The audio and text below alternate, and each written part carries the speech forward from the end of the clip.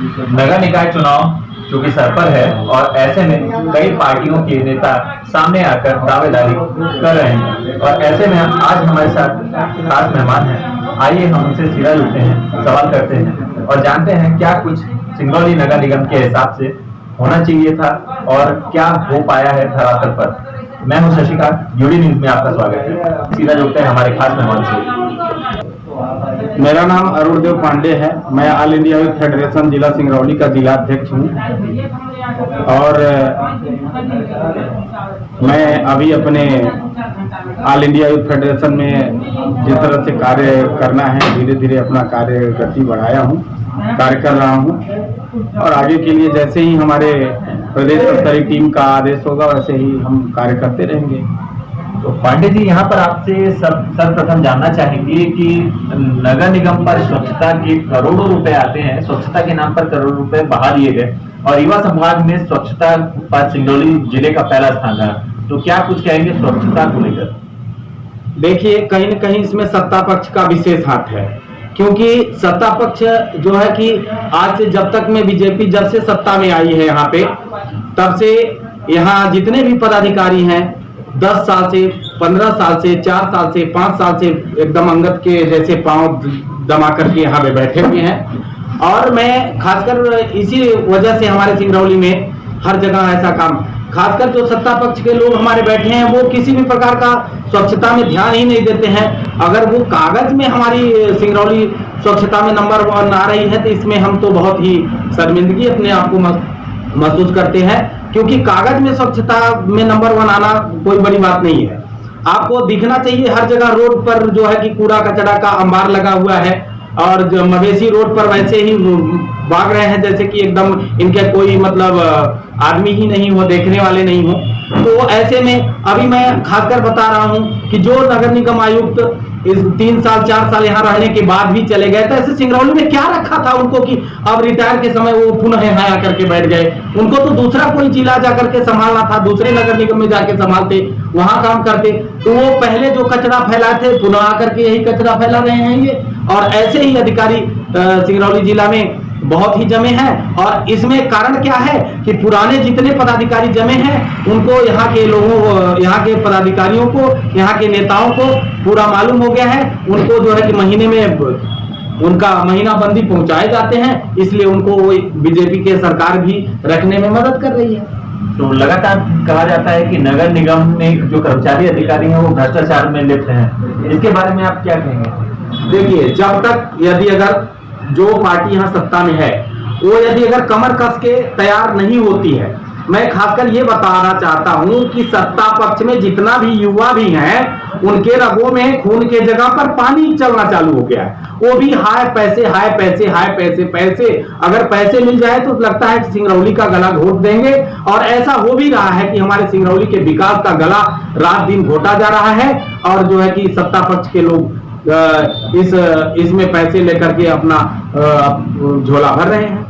तो लगातार देखा गया है कि नगर निगम क्षेत्र में सिर्फ भ्रष्टाचार ही नहीं, प्रदूषण भी बहुत तेजी से बढ़ा है। तो इसमें आप नगर निगम के अधिकारियों को दोषी मानते हैं या नेताओं को दोषी मानते हैं या जिला? इसमें देखिए, चोरा चोर मौसियारू भाई, इसमें दोनों का हाथ है।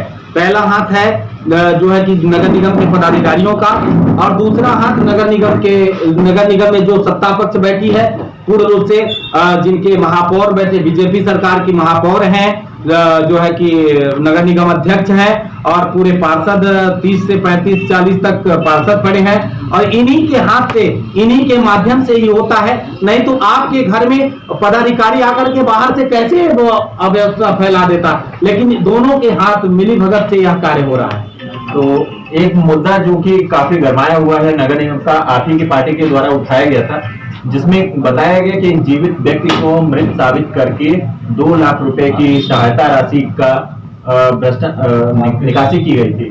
तो इस पूरे मामले पर चूंकि आपकी पार्टी ने ही सबसे पहले इसको संज्ञान दिलाए, हड़ताल पर आप लोग गए और उस मामले पर अभी तक कोई ठोस कार्रवाई नहीं हुई, तो क्या कुछ कहेंगे इस मामले को लेकर? इसमें देखिए क्या है, नीचे से ऊपर तक जितने भी पदाधिकारी हैं सब जो है कि लिप्त हो गए हैं। इसमें पैसे जो 2 लाख निकले हैं सब मिल बांट करके खाए हैं, इसलिए कोई किसी पर आरोप लगाने से पहले डर रहे हैं। मैं कल स्वयं जाकर के जो है नगर निगम आयुक्त साहब से बात किया कि जो है कि ये जिंदा व्यक्ति है, इसको मृत आप घोषित कर दिए हैं, तो इसके बारे में क्या कर रहे हैं। तो उन्होंने बोला कि उस आदमी को लेकर के आइए और यहाँ पे हम कार्रवाई करेंगे।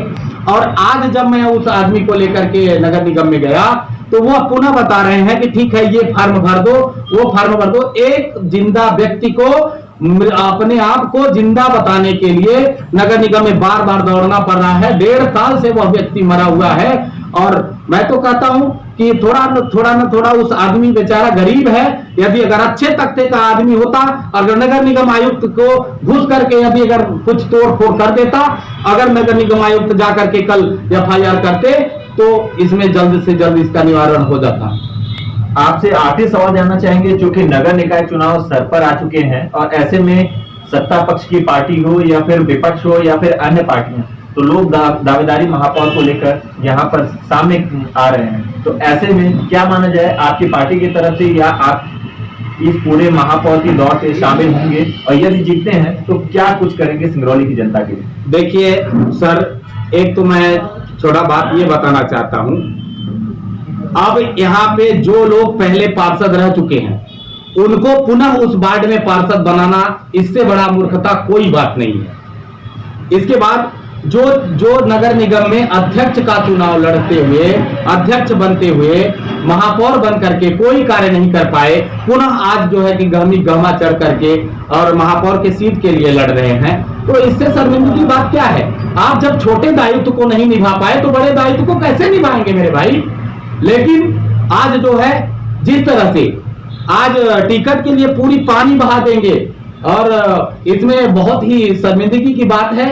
जो मेहनत करने वाला होगा, जो अच्छा नेता होगा, उसको टिकट मिलेगा भी नहीं, और जिसके पास ज्यादा से ज्यादा पैसे होंगे उसको टिकट मिलेंगे।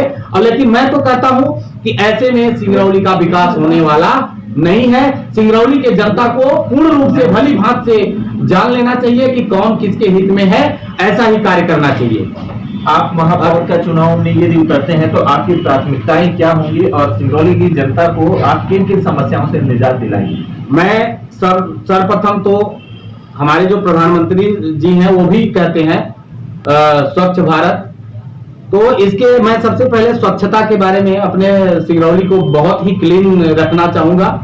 इसके बाद सिंगरौली के युवा जो पढ़ लिख करके सिंगरौली में दर्जनों भर से ज्यादा भी वो भी कंपनियां होने के बावजूद भी दर दर भटक रहे हैं, मैं उन युवाओं को जो है कि पहले प्राथमिकता दे करके उनको रोजगार दिलवाने का काम करूंगा।